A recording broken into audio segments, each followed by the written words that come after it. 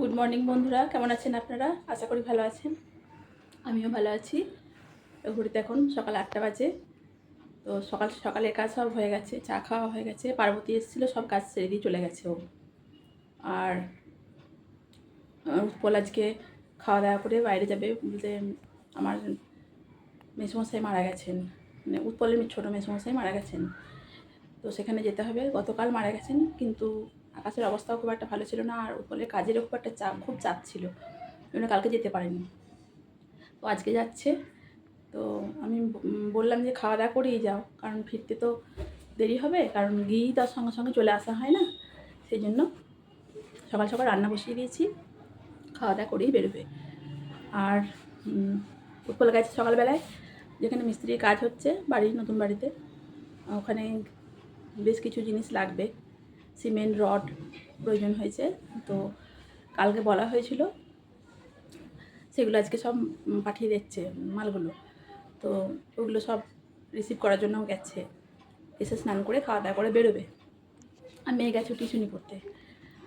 আর আজকে সকাল থেকে এত মেঘ, আর এখন দেখুন কেমন রোদ উঠে গেছে। আমি রান্না বসিয়ে দিয়েছি, আমার ভাত প্রায় হয়ে গেছে।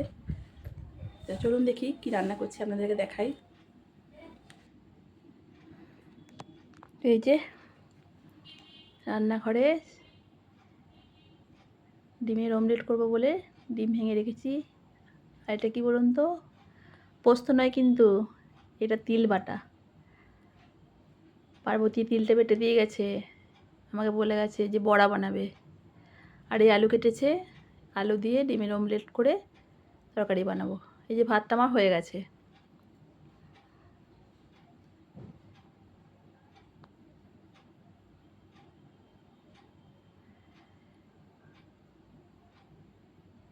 এবার গরম তেলের মধ্যে ডিমের গোলাটা দিয়ে অমলেটগুলো ভেজে নেব।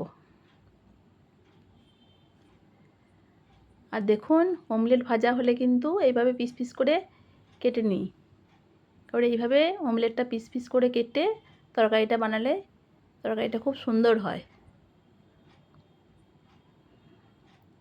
আর এই ডিমের অমলেটের তরকারিটা আমার মেয়ে উৎপলও খুব পছন্দ করে। আর একঘেয়েমি সবসময় ডিমের ঝোল তো আর ভালো লাগে না, সেই জন্য ডিমের অমলেট করেও আলু দিয়ে তরকারি বানালে ভীষণ সুন্দর হয়।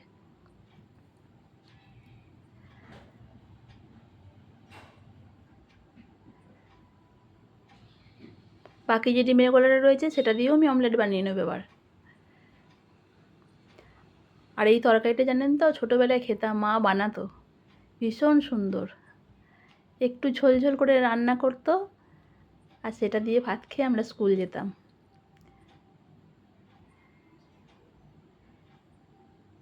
অল্প একটু ডিমের গোলা রেখেছিলাম, এটা শেষে একটা গোল মতো বানিয়ে দেবো মেয়ের জন্যে। আর এই যে দেখুন, তিলের বড়া ভেজে নিচ্ছি।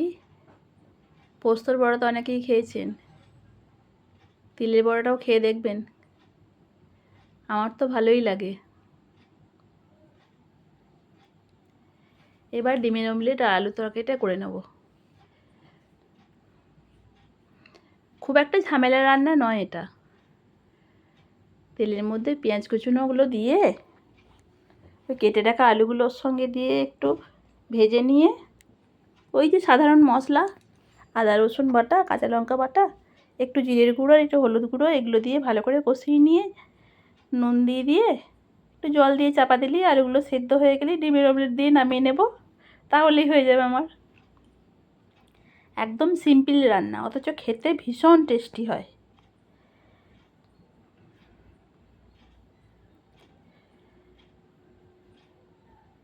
আর আমি সাধারণত রান্নাতে একেবারেই সাদামাটা মশলা ব্যবহার করি, কোনো বাজার থেকে কেনা মশলা সাধারণত খুব একটা দিই না। একমাত্র চিকেন বা মাটন করলে হয়তো একটু কাশ্মীরি লঙ্কার গুঁড়ো বা একটু মিট মশলা গুঁড়ো দিই। তাছাড়া এমনি বাড়ির রান্নাতে, যে কোনো তরকারি রান্নাতে আমি আদা বাটা রসুন বাটা দিয়েই করি। বাজার থেকে কেনা আর কোনো মশলা আমি প্রতিদিনের তরকারিতে আমি দিই না।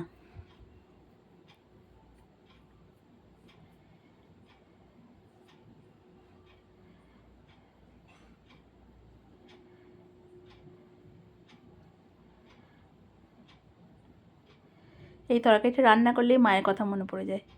আহ, মা যা বানাতো না এই তরকারিটা, এখনও পর্যন্ত মুখে লেগে আছে।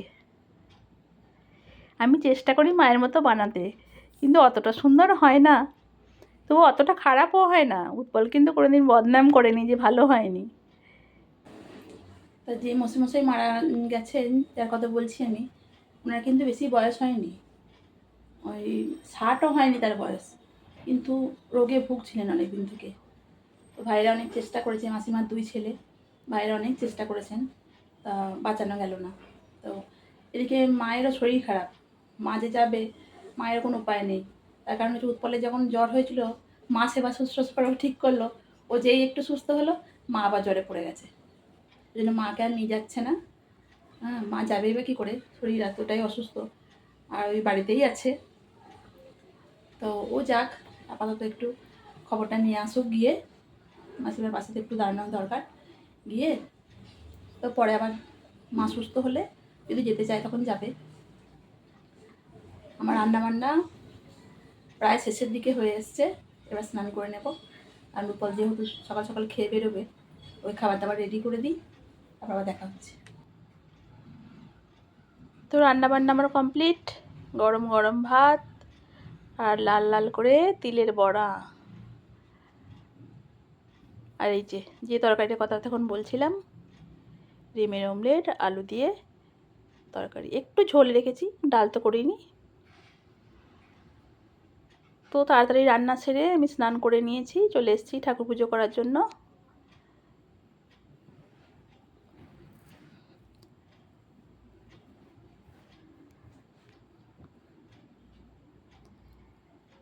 তাড়াতাড়ি পুজোটা করে নি, না হলে এখনই উৎপল চলে আসবে,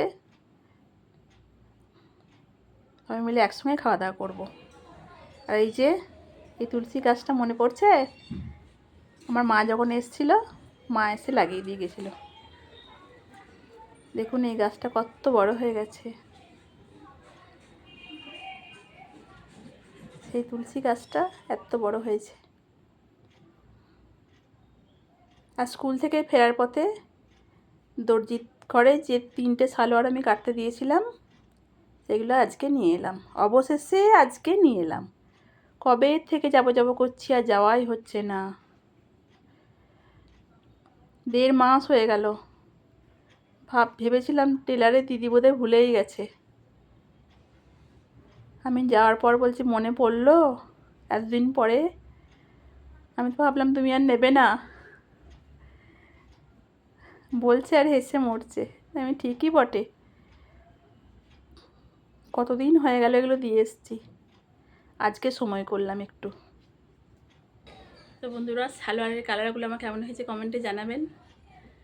একই রকমের প্রিন্ট, কালার দুটো আলাদা, একটা নিয়েছি সেটের যেটা। তো অনেকে হয়তো ভাববেন যে একই রকমের দুটো কেন, দোকানে গিয়ে পছন্দ হয়ে গেছিলো, ওই জন্য নিয়েছি। আর সবগুলো পরে পরে দেখেও নিলাম যে গায়ে ঠিকঠাক ফিটিংস হয়েছে কি না। দুটো তো খুব সুন্দরই ফিটিংস হয়েছে, আর একটা একটুখানি ঢিলে আছে, ওটা পরের দিনে ভাবছি আর একবার দিয়ে আসবো টেলার দিদিকে, যে ওটা ঠিকঠাক করে দেবে। উনি করে দেন, কোনো সমস্যা হয় না। আর এগুলো এমনি পুজোর কিছু না, অনেক দিন আগে দিয়ে এসেছিলাম, প্রায় 1 মাসের ওপর, 1.5 মাস হয়ে গেল দিয়ে এসেছি আমি এগুলো। এমনি স্কুল টুল যাওয়ার জন্যই করালাম এগুলো। তো বন্ধুরা, ভিডিওটা এখানেই শেষ করছি। ভালো লাগলে লাইক করবেন, কমেন্ট করবেন, শেয়ার করবেন, আর পছন্দ হলে চ্যানেলটা সাবস্ক্রাইব করবেন। ভালো থাকবেন সবাই।